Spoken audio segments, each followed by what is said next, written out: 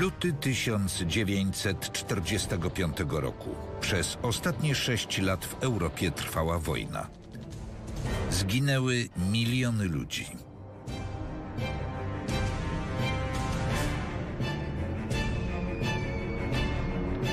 Klęska nazistowskich Niemiec jest już pewna. Alianci patrzą w przyszłość.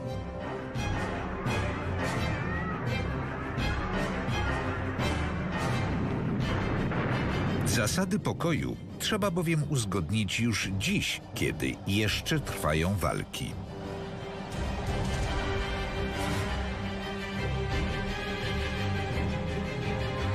Dlatego Stalin, Roosevelt i Churchill decydują się ponownie usiąść do rozmów. Do spotkania dojdzie w małym uzdrowisku na południu Związku Radzieckiego. To właśnie na Krymie 3 olbrzymów wyśni powojenny świat na jednej z najważniejszych konferencji wszechczasów, na konferencji jałtańskiej. Droga do zimnej wojny.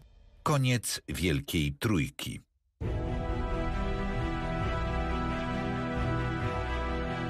Ta fotografia to świadectwo historii stworzonej w Jałcie. Ale co doprowadziło do tej chwili? Dlaczego Churchill, Roosevelt i Stalin są tak poważni? Zjednoczeni w czasie wojny, w czasie pokoju sojusznicy staną naprzeciw siebie. Przez 8 dni od 4 do 11 lutego 1945 roku 3 wielcy liderzy wezmą udział w bezlitosnej walce podyktowanej sprzecznymi interesami i ideologiami. W Jałcie spotkają się po raz ostatni. Każdy z nich jest w przełomowym momencie swojej drogi, a ta konferencja już wkrótce rzuci świat w otchłań nowej wojny.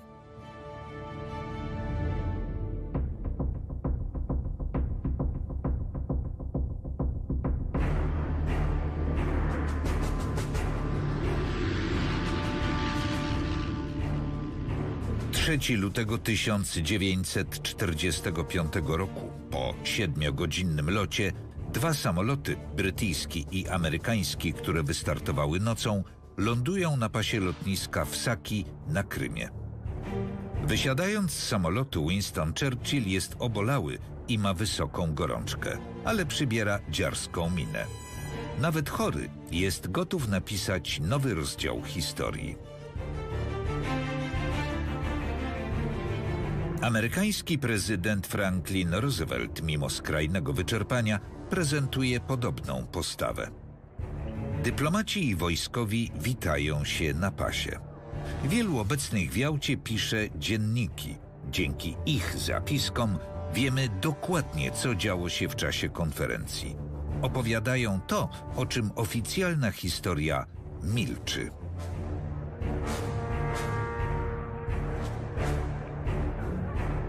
Stalin nie powitał gości w Saki. Jego nieobecność to wczesny gambit w rozgrywce. Negocjacje już trwają. Powitanie Roosevelta i Churchilla przypada Mołotowowi, prawej ręce Stalina.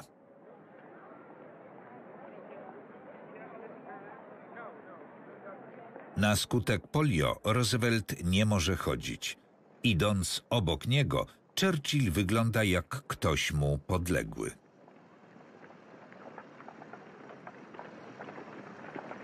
Zwrócił na to uwagę osobisty lekarz Churchilla, Lord Moran, który napisał: Premier dreptał przy prezydencie jak indyjski służący przy karecie królowej Wiktorii.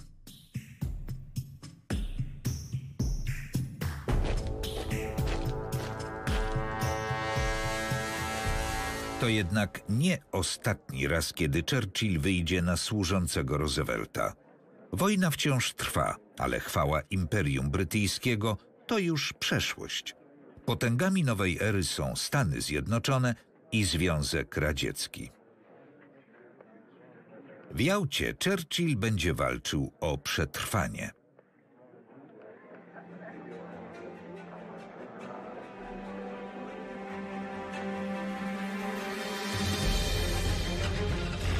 Jałta leży 150 km od Saki. Z powodu złego stanu dróg podróż trwa aż 5 godzin. Dla Roosevelta to udręka. Był sparaliżowany. Nawet w samochodzie siedział na tylnym siedzeniu z 2 poduszkami za plecami, dzięki którym mógł jakoś zaprzeć się bezwładnymi nogami. To była bardzo męcząca podróż.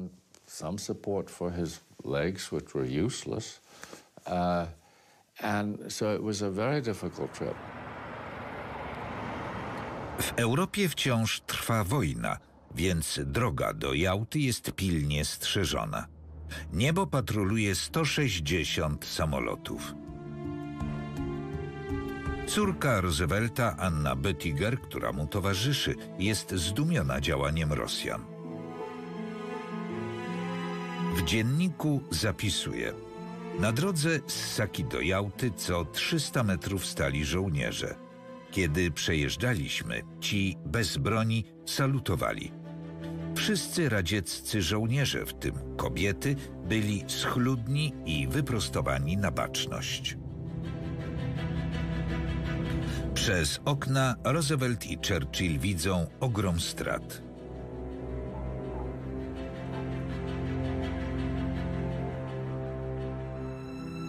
Rosjanie wyzwolili Krym zaledwie rok temu. Stracili 20 milionów ludzi.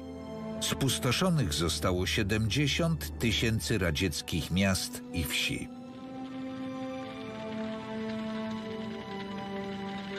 Wojna zrujnowała ZSRR. Stalin sam zaplanował trasę, żeby jego goście zobaczyli zniszczenia.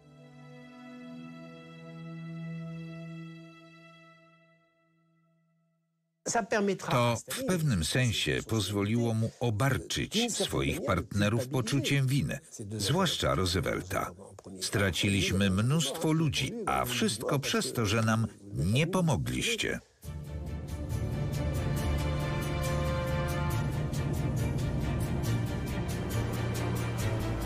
Po nieznośnej 5-godzinnej podróży Roosevelt i Churchill docierają do Jałty wczesnym wieczorem. Roosevelt jest wyczerpany. Wyruszył 12 dni wcześniej. Pokonał Atlantyk na pokładzie okrętu, z Malty przyleciał samolotem. Amerykański prezydent pokonał 8,5 tysiąca kilometrów, Churchill 3200, a Stalin pociągiem tylko 1500. Jakby te liczby miały jakieś znaczenie. Roosevelt jest gotów do największych wysiłków, a Stalin do najmniejszych.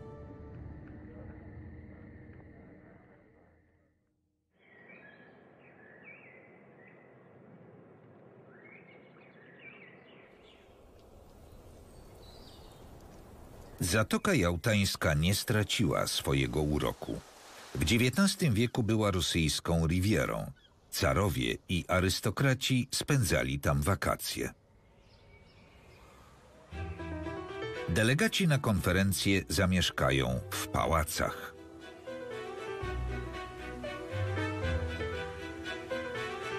Przed rozpoczęciem negocjacji w lutym 1945 roku gruntownie je odnowiono.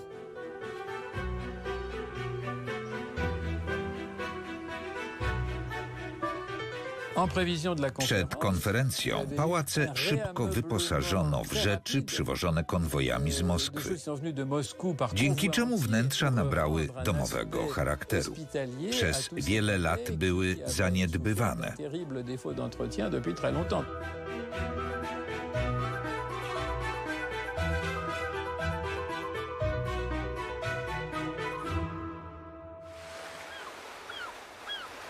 To Stalin zadecydował, że konferencja odbędzie się w Jałcie. Chciał, żeby jego goście mieli jak najlepsze wspomnienia. Otoczył ich luksusem, przeznaczając dla nich 2 pałace. Roosevelt zamieszkał w Liwadii, gdzie toczyły się obrady. Churchill zaś w pałacu Woroncowa.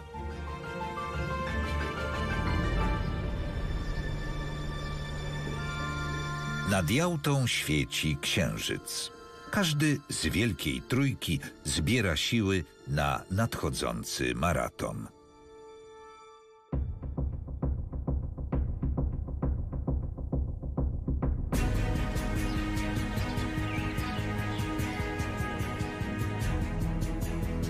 Lutego 1945 roku. Pierwszy dzień negocjacji. Przed rozpoczęciem rozmów Stalin składa wizyty swoim gościom. Zaczyna od Churchilla. Ostatni raz widzieli się w Moskwie 4 miesiące wcześniej. Cieszą się ze spotkania, omawiają sytuację na froncie.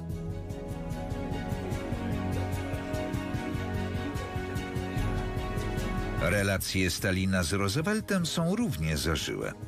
Dyktator i jego gość piją martini. To słabostka Roosevelta. Nie ma cytryny. Stalin to zauważa, więc wkrótce każe dostarczyć cytrynowe drzewko. To robi wrażenie na Brytyjczykach i Amerykanach. Drzewo cytrynowe w środku wojny to coś niezwykłego. Są zdumieni. Stalin okazał swoją potęgę. Et en même temps, ça sert à montrer la puissance de Staline. W trakcie rozmów pozycja Stalina jest dominująca. Od wiosny radziecki walec stopniowo wypychał Niemców z podbitych terytoriów. Pora, żeby wojenny wysiłek przyniósł zyski.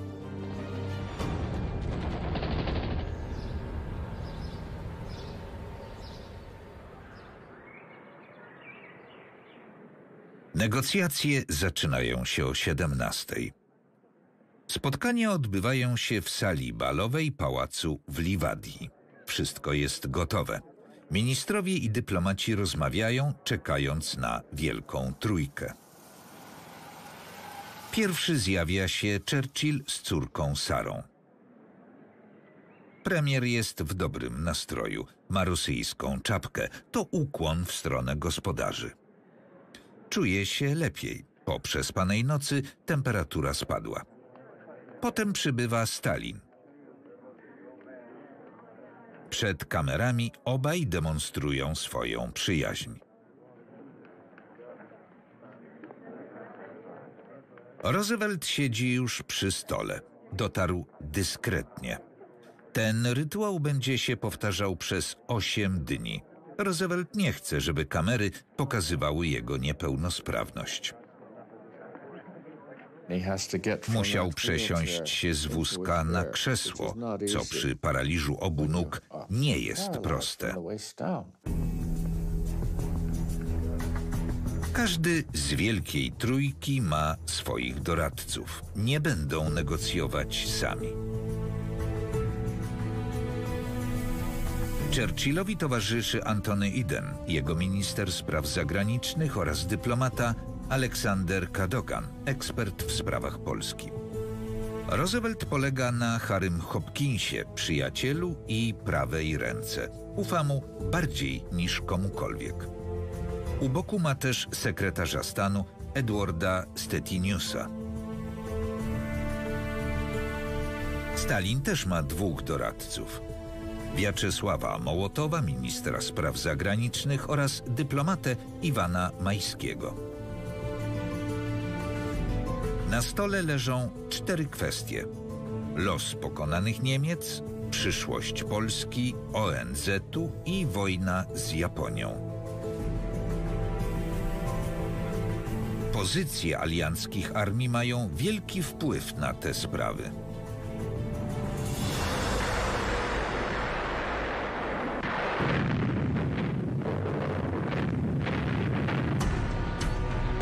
Od grudnia Armia Czerwona wyzwoliła Rumunię, Bułgarię, Węgry i Polskę.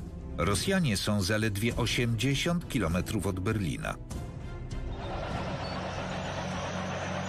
Siły angloamerykańskie zatrzymało niemieckie kontrnatarcie. Muszą one jeszcze pokonać Rennes.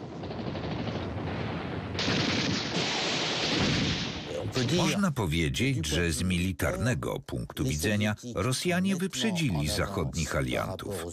Z perspektywy dyplomatycznej Dawało im to lepszą pozycję do negocjacji.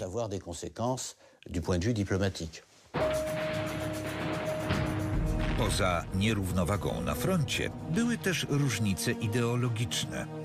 Churchill i Roosevelt, dwaj kapitaliści, rozmawiali z komunistą, ale wcale nie byli zjednoczeni. Przeciwnie, ich motywacje i cele były bardzo odmienne.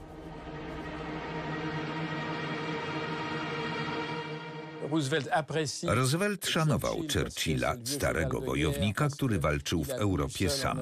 Podziwiał go i uważał, że jest zdolny do niezwykłych rzeczy. Jednocześnie w pewnym sensie nim gardził, bo postrzegał go jako zatwardziałego kolonialistę. Sam wyznawał nowoczesne ideały, popierał dekolonizację.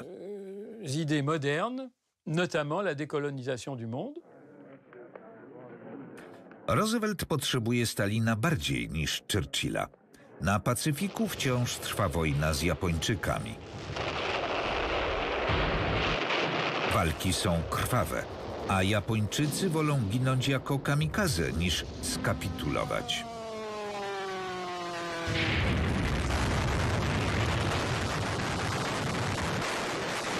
Bez pomocy Rosjan wojna może się przedłużyć.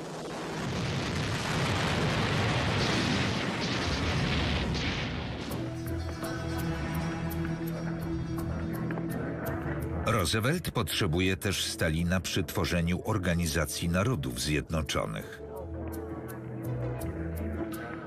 Bez ZSRR ONZ będzie tylko wydmuszką. Żeby zrealizować projekt, Roosevelt jest gotów poświęcić Churchilla, sojusznika, który nie ma nic do zaoferowania. Churchill przyjmuje to bardzo źle. Odmienne stanowiska Ameryki i Wielkiej Brytanii to tragedia. Stalin na pewno w pełni to wykorzysta. Brytyjski premier podejrzewa, że Stalin chce wprowadzić rządy komunistów we wszystkich krajach wyzwolonych przez Armię Czerwoną. Wie, że nie powstrzyma go bez pomocy Roosevelta.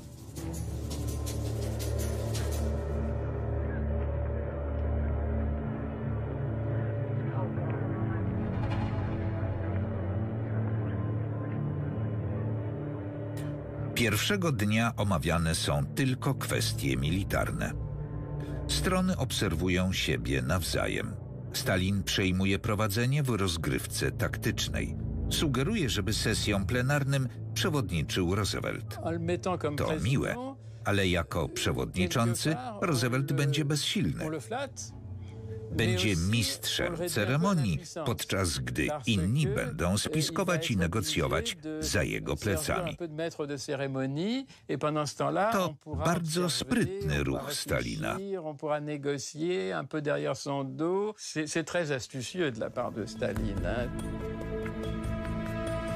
Pierwsza sesja jest tylko rozgrzewką, bez podejmowania ważniejszych decyzji.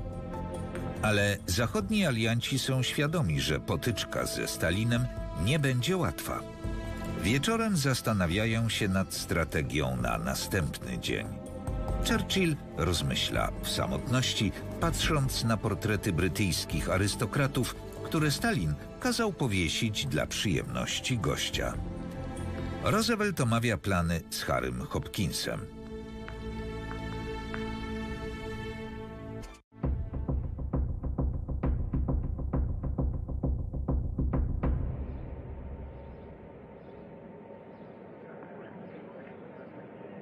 Dzień drugi.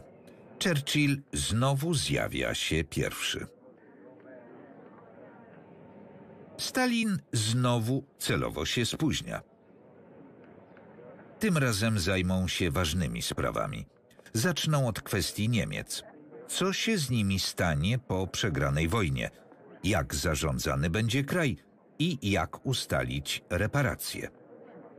Stanowiska sojuszników są różne. Dyskusja zaczyna się od kwestii okupacji Niemiec. Już w roku 1944 plan zakładał, że pokonane Niemcy zostaną podzielone na 3 strefy – amerykańską, brytyjską i radziecką. Teraz Churchill żąda 4. strefy – francuskiej. Nie chce stać sam przed dwoma gigantami, przeciwnikami kolonializmu. Chce mieć u boku inne kolonialne imperium. W końcu Stalin mówi, Francuzi niewiele walczyli, kolaborowali. W 1940 poddali się błyskawicznie.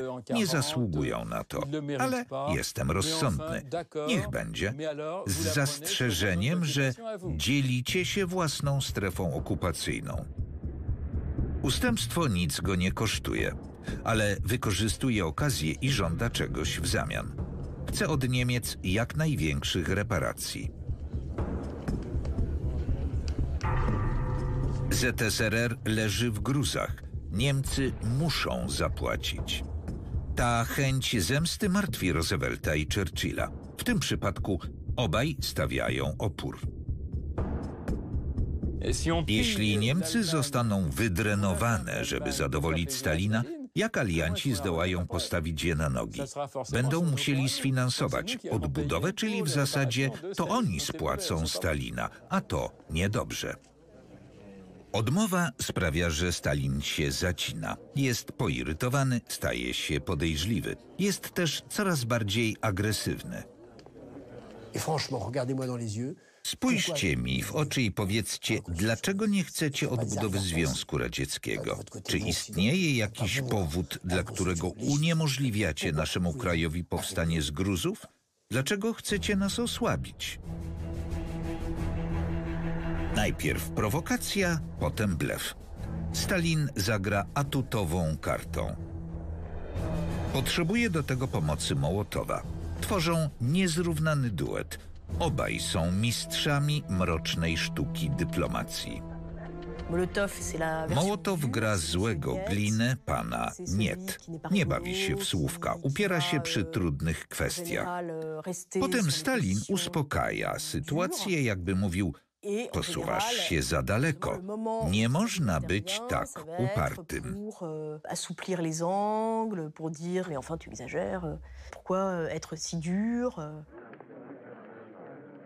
Na tym etapie trzeba podać całkowitą kwotę reparacji od Niemiec.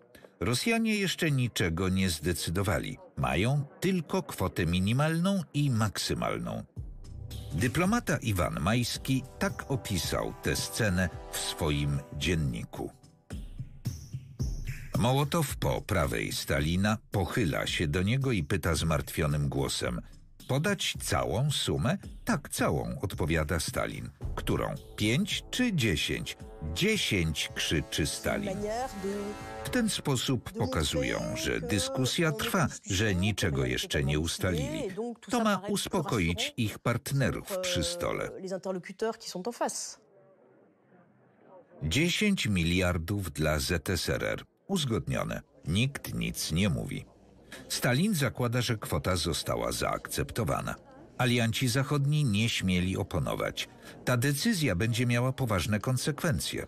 Jako że Niemcy nie mogą zapłacić takiej kwoty, Rosjanie przyjmą należność, grabiąc niemiecki przemysł.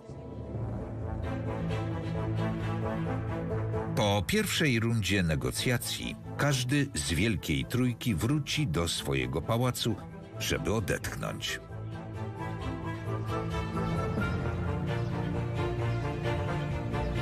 Jak zwykle Stalin przegląda dokumenty i przygotowuje się do następnych debat.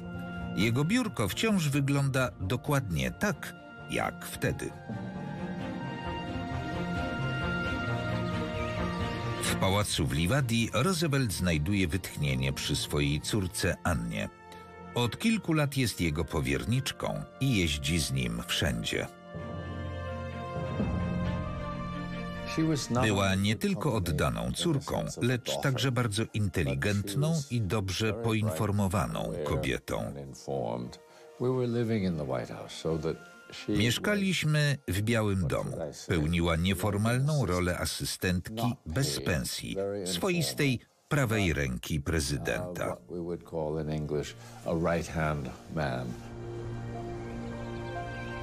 15 kilometrów dalej w pałacu Woroncowa Churchill też spędza czas z córką Sarą. Młoda kobieta jest aktorką. Służy także w oddziałach pomocniczych RAF-u. Churchilla cieszy jej obecność. Młode kobiety uwielbiają brać udział w konferencjach. Ich ojcowie są dumni z córek w mundurach, które potwierdzają ich zaangażowanie. To robi dobre wrażenie na otoczeniu. Mogą też robić rzeczy dla innych zakazane. Na przykład Churchill wstawał późno, pracował w łóżku, wiele czasu spędzał w wannie. Nie można było posłać po niego adiutanta, ale córkę już tak.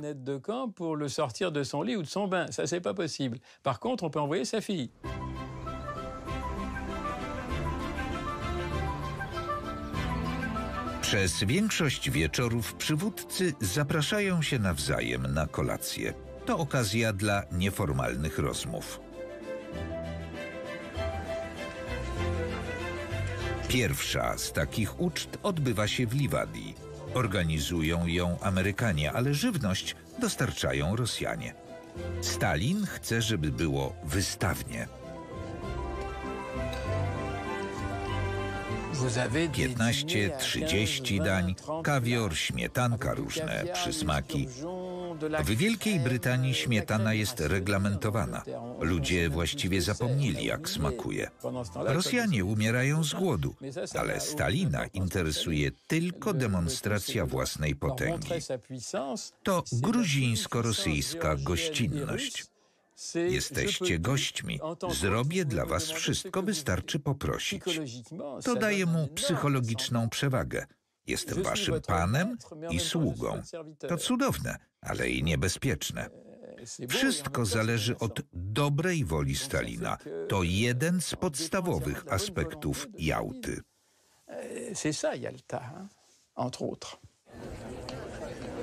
Żeby mieć pewność, że goście są zadowoleni, Stalin pomyślał o wszystkim. Na kolacji alkohol leje się strumieniami. To nie tajemnica, że jeśli negocjacje mają się udać, delegaci muszą mieć dobry humor. Jedzenie i napitki zawsze były narzędziami w rękach gospodarza. To gra sama w sobie. Kto wypije najwięcej? Chcę powiedzieć, że w Jałcie alkohol odegrał ważną rolę. Pierwsza kolacja zbliża sojuszników. Pojawia się zaufanie. Negocjacje są wznawiane w świeżej atmosferze.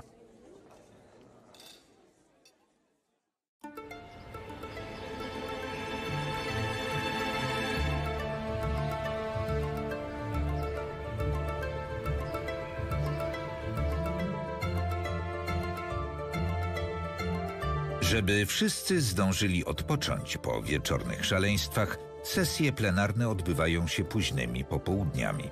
Ale współpracownicy Stalina, Roosevelta i Churchilla pracują od rana, szukając możliwych kompromisów w każdej ze spraw. Decyzje podejmuje Wielka Trójka.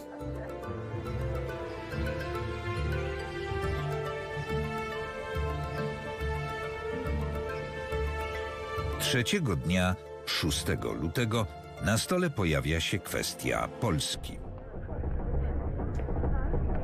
To najtrudniejsza część konferencji oraz najbardziej symboliczna, jako że wojna zaczęła się właśnie w Polsce. Sojusznicy muszą stworzyć nowy rząd, ale w niczym się nie zgadzają.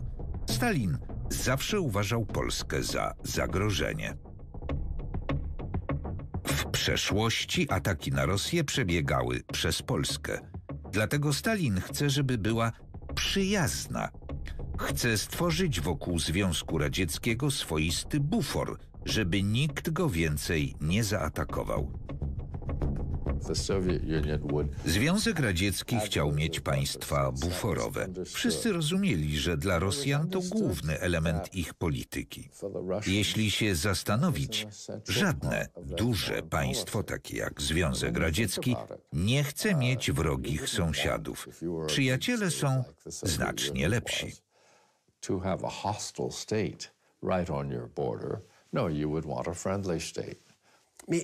Ale co to znaczy państwo przyjazne? To wolny, niepodległy kraj, którego polityka jest przyjazna wobec Związku Radzieckiego? Czy też przyjaźń oznacza wprowadzenie komunizmu? Ważne pytanie.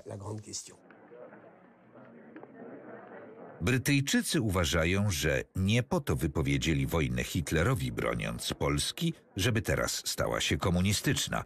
Churchill chce, by Polska była wolna i niepodległa. Przyjaźń brytyjsko-polska ma długą tradycję. Brytyjczycy mieli z Polakami umowy handlowe. Poza tym nie chcieli, żeby tak duży kraj z jego zasobami ludzkimi i naturalnymi dostał się pod wpływ komunistów.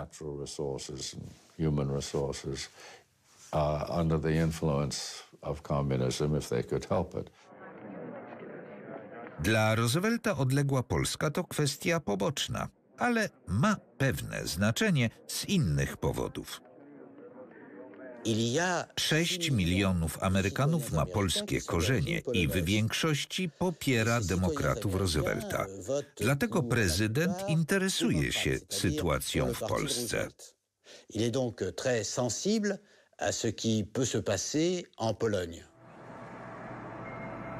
Polscy obywatele USA to zagorzali antykomuniści. Większość przybyła do Ameryki przed I wojną światową, ale nie zapomnieli, że Hitler i Stalin razem dokonali inwazji na ich ojczyznę.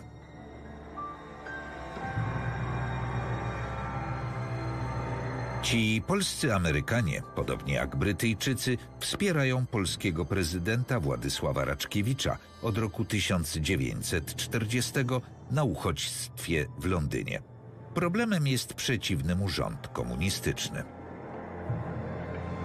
Temu wspieranemu przez Rosjan rządowi przewodniczy Bolesław Bierut. Komuniści działają z Lublina i ich rząd nosi nazwę Polskiego Komitetu Wyzwolenia Narodowego. Rząd londyński i PKWN się nienawidzą. Pół roku wcześniej stało się coś, co nieodwracalnie zniszczyło ich relacje.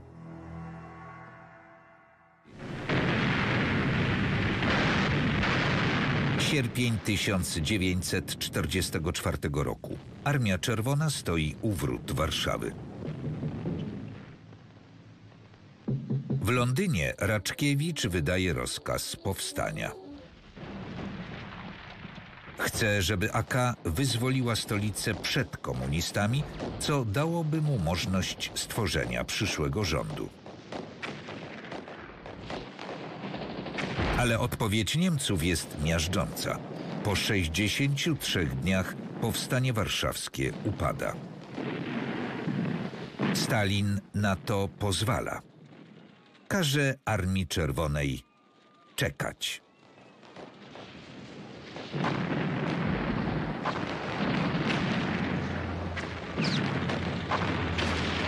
Niemcy mordują 200 000 Polaków. 90% Warszawy leży w gruzach.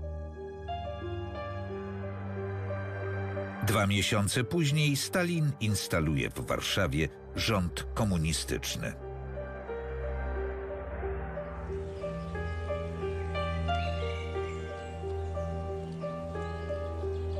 Poczynania Stalina rzucają cień na konferencję jałtańską. Churchill nie może zapomnieć, że Stalin nie udzielił pomocy warszawskim powstańcom. Churchill wiedział już, że nie rozmawia z jowialnym starym znajomym. Wiedział, że Stalinowi nie można ufać, że to niebezpieczny bandzior, że choć Hitlera trzeba było usunąć jako pierwszego, po wojnie podobne problemy mogą być ze Stalinem. On allait avoir des problèmes très comparables avec Staline après la guerre. Ale w Jałcie sojusznicy muszą odłożyć podejrzenia na bok i stworzyć przyszły rząd polski. Spekulacje dotyczą jego politycznego modelu. Anglicy i Amerykanie uważają, że w Polsce powinien powstać rząd narodowy złożony z różnych ugrupowań antynazistowskich. Stalin chce po prostu dodać kilku nowych członków do PKWN-u. Finalement de partir de la base du gouvernement tel qu'il existe à Varsovie et d'ajouter quelques membres. Zaczyna się polityczne siłowanie. Stalin nie chce słyszeć o rządzie londyńskim. Z drugiej strony, kiedy Churchill i Roosevelt idą na kompromis, wysuwając kandydatów do PKWN-u, zawsze odmawia. A czemuż by nie? Wie, że stoi na pozycji siły. Wojska radzieckie były w tych krajach, okupowały je. Oczywiście nazywano to inaczej, ale taka była prawda. Dziś wiemy, że radziecka dominacja była nieunikniona.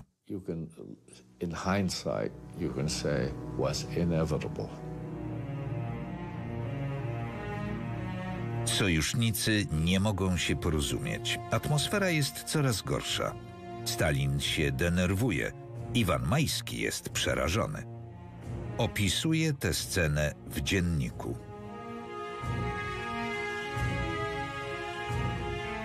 Nagle Stalin wstał i zaczął wymachiwać prawą dłonią. Takie zachowanie nie przystoi na konferencji Wielkiej Trójki. Podenerwowany podnosił głos.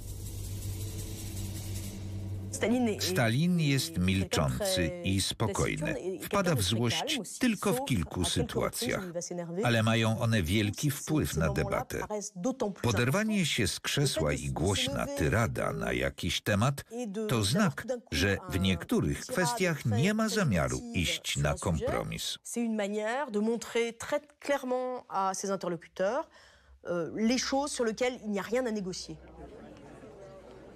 Słowa Stalina otrzeźwiają aliantów. Hopkins, obecny przy sporze, przekazuje Rooseveltowi notatkę. Może skończymy na dzisiaj, porozmawiamy jutro. Jest 19:15. Lepiej niczego nie rozstrzygać, lecz wrócić do tej kwestii następnego dnia. Wszyscy widzą negocjacyjny talent Stalina. Wujek Joe, jak zwą go na zachodzie, ma hipnotyczny wpływ na rozmówców. Wieczorem w swoim pokoju Aleksander Cadogan pisze: muszę przyznać, że wujek Joe robi na mnie największe wrażenie. Jest spokojny i wycofany. Kiedy mówi, wypowiada się oszczędnie i zawsze na temat. Brytyjski sekretarz stanu Anthony Eden też jest pod wrażeniem. Subtelnymi metodami zdobywa to, czego chce, nie upierając się przy swoim. Ale za sukces Stalina odpowiadają nie tylko jego negocjacyjne umiejętności. Eden i Cadogan nie wiedzą, że ludzie Stalina od dawna ich szpiegują. Już przed Jałtą Stalin wiedział, czego się spodziewać. Przygotowania do konferencji jałtańskiej trwały kilka miesięcy. W tym czasie radzieckie służby aktywnie działały w Wielkiej Brytanii i Ameryce.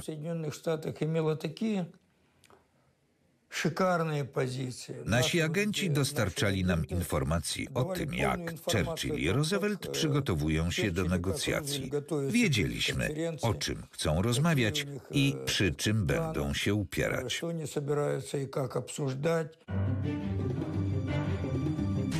Żeby nic im nie umknęło, Rosjanie podłożyli też podsłuch w pałacach. Churchill i Roosevelt o tym wiedzieli. Nieco naiwnie nie podejrzewali jednak, że kiedy omawiają tajne kwestie w parku, ich słowa wychwytują umieszczone wszędzie wokół mikrofony. Były na drzewach, w krzakach, rejestrowały wszystko w promieniu kilku metrów.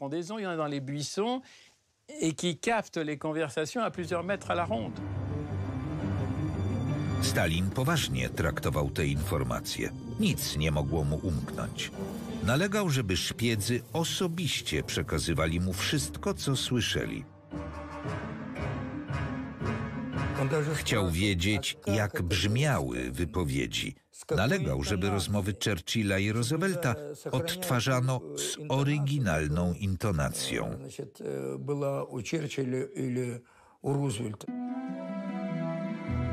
W Jałcie karty były znaczone.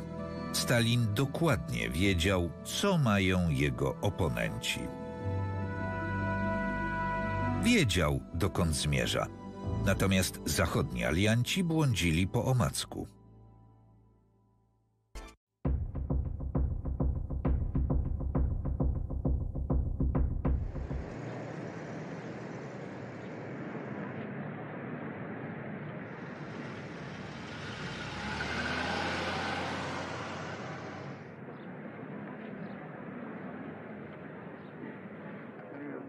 Czwarty dzień rozmów. Trzeba rozwiązać kwestię Polski. Dzięki zebranym wcześniej informacjom Stalin wiedział, że sojusznicy są gotowi ją poświęcić, żeby zyskać to, czego chcą w innych sprawach.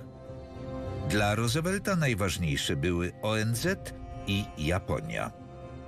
O kwestii interesującej Churchilla nie mówiono w Jałcie, ale też była istotna. Chodzi o Grecję. To dawny brytyjski protektorat, strategicznie położony na drodze do kanału Sueskiego, zapewniającego Brytyjczykom dostęp do kolonii.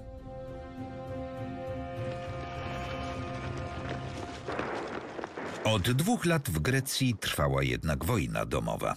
Komuniści chcieli obalić króla. Kontrolowali większość kraju, byli bliscy zwycięstwa. Jeśli Grecja wpadnie w ręce komunistów, zagrozi to przyszłości Imperium Brytyjskiego. Churchill się tego boi. Żeby tego uniknąć, robi pierwszy ruch i wdaje się w niebezpieczne targi.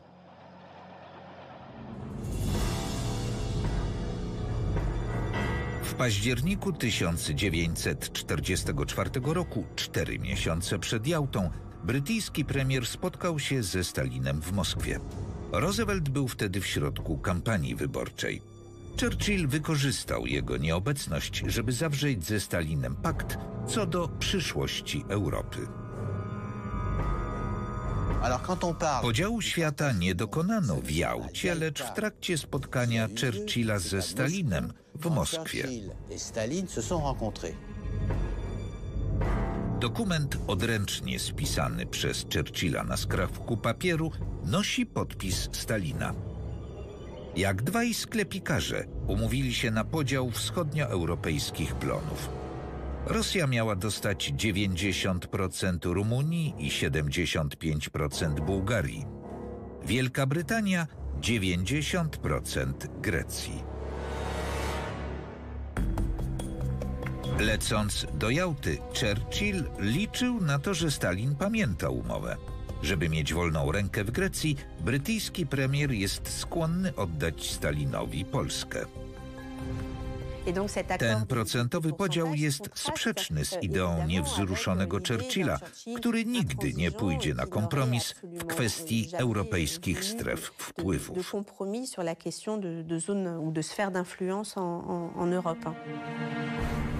Żeby nie drażnić Stalina, zachodni alianci są koncyliacyjni w sprawie Polski. 4 dnia rozmów Amerykanie i Brytyjczycy porzucają rząd Raczkiewicza na uchodźstwie i uznają PKWN Bieruta. W zamian Churchill i Roosevelt zdobywają w PKWN-ie miejsce dla niekomunistycznych ministrów. Stalin zgadza się na zorganizowanie w Polsce wolnych wyborów, tak jak w innych krajach oswobodzonych przez Armię Czerwoną. Określenie wolne wybory brzmi jak sukces, ale Stalin nie dał rozmówcom żadnych gwarancji. Wymogli na nim jedynie deklarację dobrej woli, dzięki czemu mogli zachować twarz, stając przed własnymi parlamentami. Wynegocjowali tylko tyle, bo nie mogli zyskać nic więcej. Czy w państwie zajętym przez Armię Czerwoną możliwe są wolne wybory? Zachodni alianci ulegli złudzeniom. W zamian za obietnicę alianci zrobili Stalinowi wielką przysługę.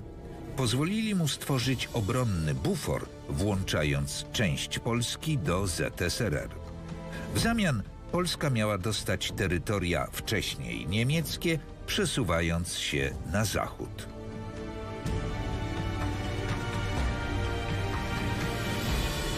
W kwestii Polski radziecki dyktator uzyskał wszystko, co chciał. Jego sojusznicy mieli nadzieję, że o tym nie zapomni.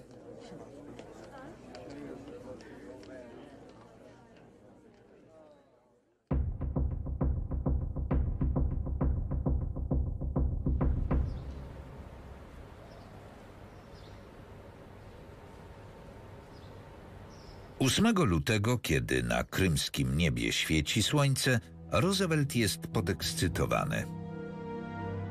Zaczynają się rozmowy o Japonii. Amerykański prezydent rozpaczliwie potrzebuje pomocy Stalina. Żeby wszystko było po jego myśli, tuż przed sesją zaprasza Stalina na martini. Churchilla nie poinformowano. Spotkanie odbyło się za jego plecami. Roosevelt obawiał się, że porywczy Anglik powstrzyma go i zepsuje mu plany. Amerykański prezydent wierzy w szczerą rozmowę.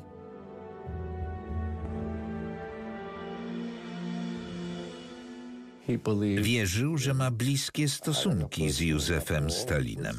Roosevelt uważał, że potrafi go przekonać argumentami, które mu przedstawi.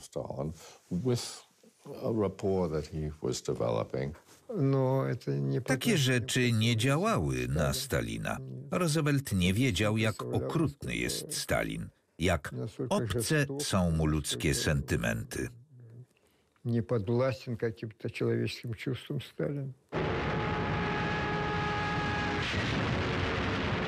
W tym czasie na Pacyfiku Amerykanie ponosili wielkie straty w walce z fanatycznymi Japończykami. Dowództwo szacowało, że bez pomocy ZSRR wojna może potrwać jeszcze rok i kosztować życie ponad 500 000 amerykańskich żołnierzy. Roosevelt chce uniknąć tej jatki. Stalin to wie i podnosi stawkę. W zamian za radzieckie mięso armatnie oczekuje terytoriów. Jest chciwy. Żąda Sachalinu i Wysp Kurylskich, a także kontroli nad Port Arthur, Dalianem i koleją mandżurską. Rozmowy nie skupiały się na Sachalinie i Wyspach Kurylskich. To tereny Japonii. Amerykanie chętnie przekażą je Rosjanom. Ale Dalian i Port Arthur to co innego. Leżą w Chinach. A Chiny to Chiang Kai-shek, sojusznik Ameryki, niezaproszony do Jałty. Senat mógł pociągnąć prezydenta do odpowiedzialności za zdradę Chiang Kai-sheka. To bardzo delikatna sytuacja.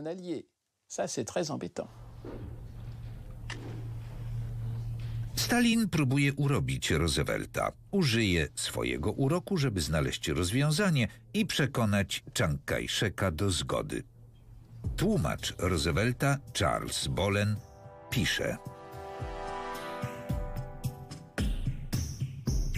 Stalin jasno powiedział, że jeśli jego warunki nie zostaną spełnione, trudno będzie jemu i Mołotowowi wytłumaczyć Rosjanom, dlaczego ZSRR wypowiada wojnę Japonii. Roosevelt był w trudnej sytuacji. Prezydent USA waha się, ale w obliczu radzieckiej nieustępliwości zapomina o skrupułach. Najważniejsze jest zakończenie wojny.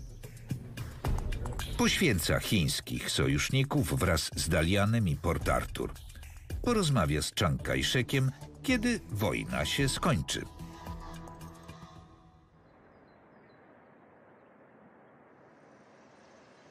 Roosevelt może być z siebie zadowolony. Osiągnął swoje cele, nie tylko w sprawie Japonii, lecz także ONZ. Nowa organizacja, którą chce stworzyć, ma przynieść światu pokój. Stalin w zasadzie zgodził się do niej dołączyć. To jeszcze nic pewnego, ale na razie wystarczy.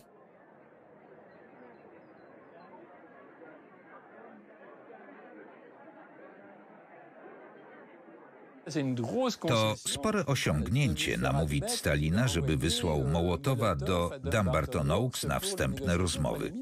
Dla Stalina to spore ustępstwo.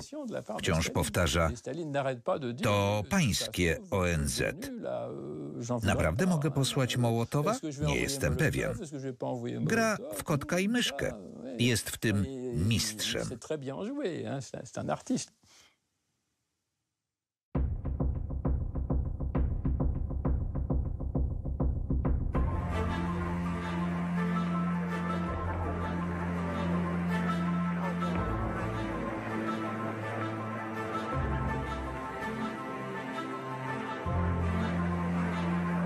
Szósty dzień rozmów.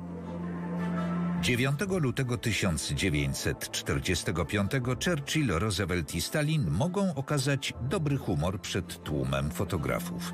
ONZ, Japonia, Niemcy, Polska. Wielka Trójka osiągnęła kompromis we wszystkich kwestiach. Każdy odchodzi z tym, czego pragnął najbardziej. Churchill pokazał, że jest równy swoim partnerom. Wciągnął Francję do grona zwycięzców i zyskał dla niej strefę okupacyjną w Niemczech. Amerykański prezydent uzyskał zgodę Stalina w sprawie ONZ i Japonii. Razem z Churchillem namówił go do zorganizowania wolnych wyborów w Polsce i całej Europie Wschodniej. Najwięcej jednak zyskał radziecki przywódca. Bez wątpienia konferencja jałtańska przyniosła najwięcej korzyści Stalinowi. Kwestia Polski została załatwiona po jego myśli, podobnie sprawa Niemiec, przynajmniej jeśli chodzi o reparacje.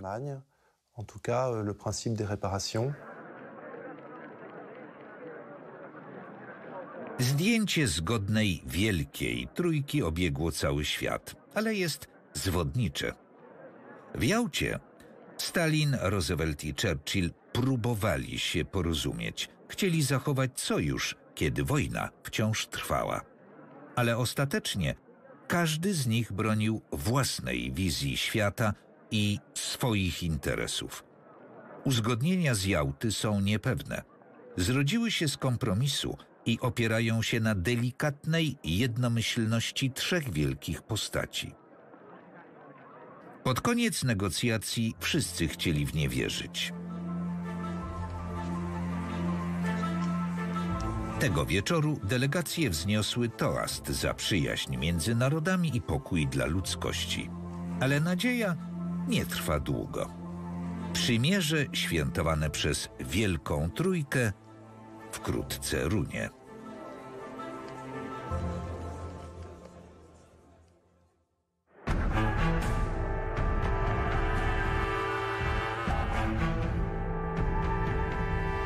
Kilka tygodni po konferencji Stalin gwałci jej ustalenia. Armia Czerwona stoi w Rumunii.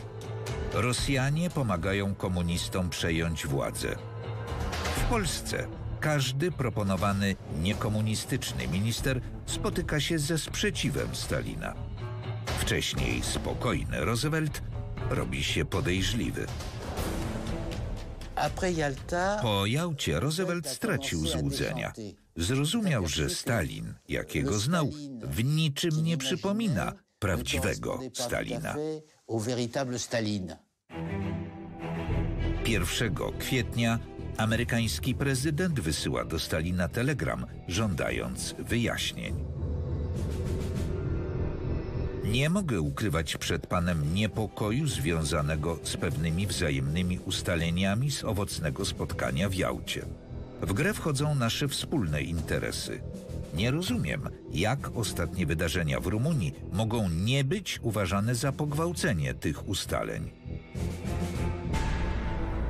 List Roosevelta pozostaje bez odpowiedzi.